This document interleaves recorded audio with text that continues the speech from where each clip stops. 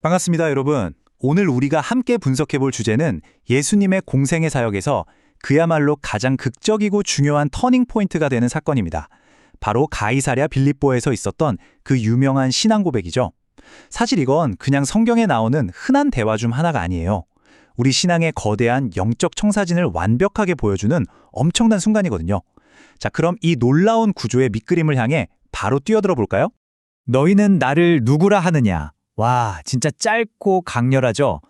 근데 이 질문은 2000년 전 제자들한테만 던진 옛날 이야기가 아닙니다. 지금 바로 오늘을 사는 우리에게 직접 던지시는 가장 궁극적인 질문이거든요. 우리가 여기에 뭐라고 대답하느냐?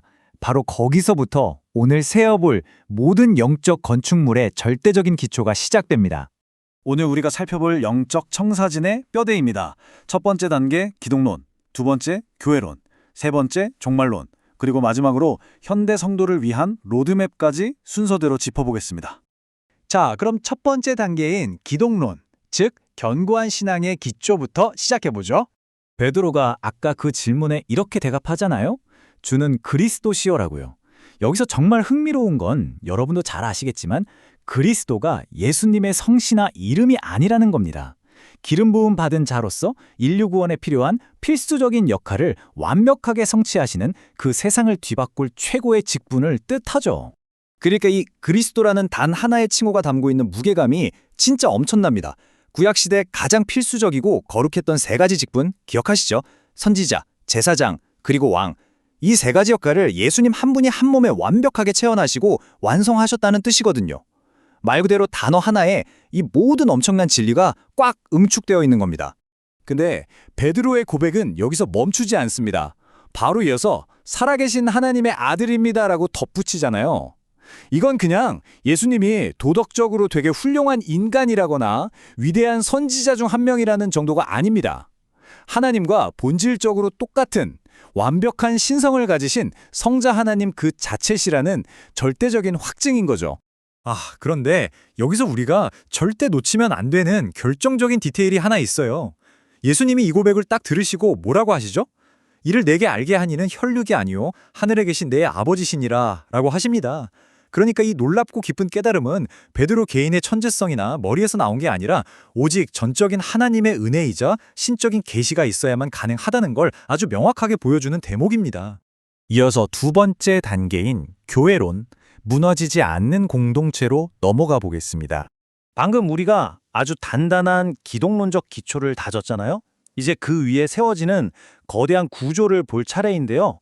기독교 역사상 진짜 치열했던 신학적 논쟁이 하나 있었습니다.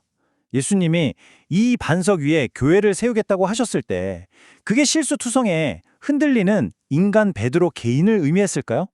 아니죠. 전혀 아닙니다. 개혁주의적 관점에서 이 반석은 베드로가 선포했던 그 신앙 고백 자체, 그리고 그 고백의 대상이신 그리스도 자신이라는 영원한 진리를 의미합니다. 교회는 사람의 조직이 아니라 이 변하지 않는 진리 위에 세워지는 거니까요. 그 반석 위에 교회를 선언하시면서 예수님이 아주 강력한, 어떻게 보면 쐐기를 박는 표현을 사용하십니다. 바로 내 교회라는 단어예요.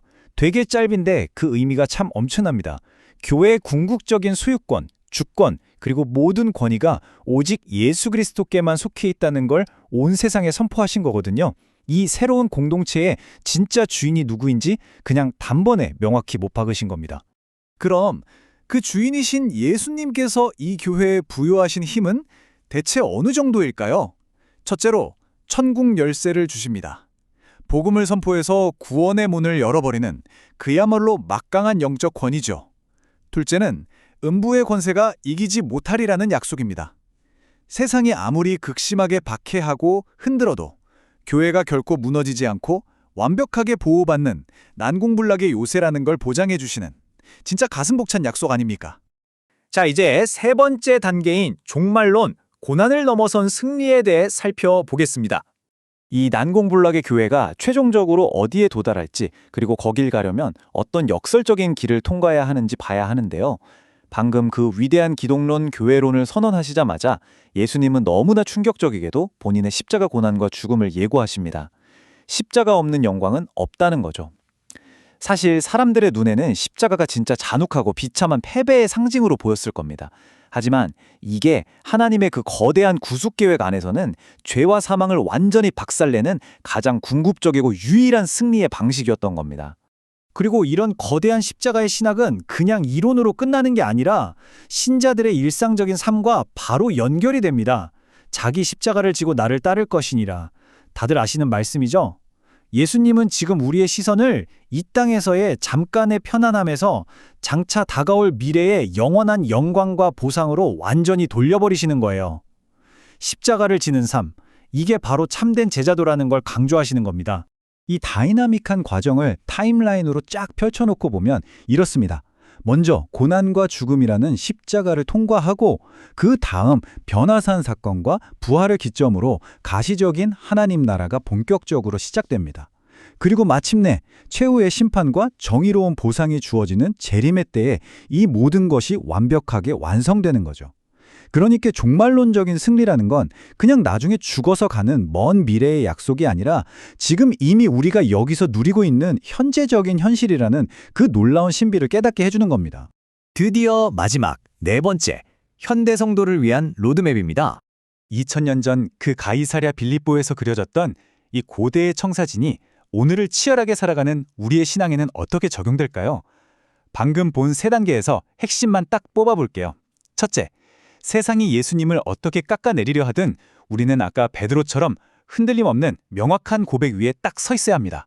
둘째, 어떤 거센 풍파가 몰아쳐도 결코 무너지지 않는 이 교회의 이론이라는 엄청난 자부심을 가지는 겁니다. 마지막으로 영광스러운 최후의 보상을 바라보면서 오늘의 고난을 기꺼이 인내하며 통과하는 거죠.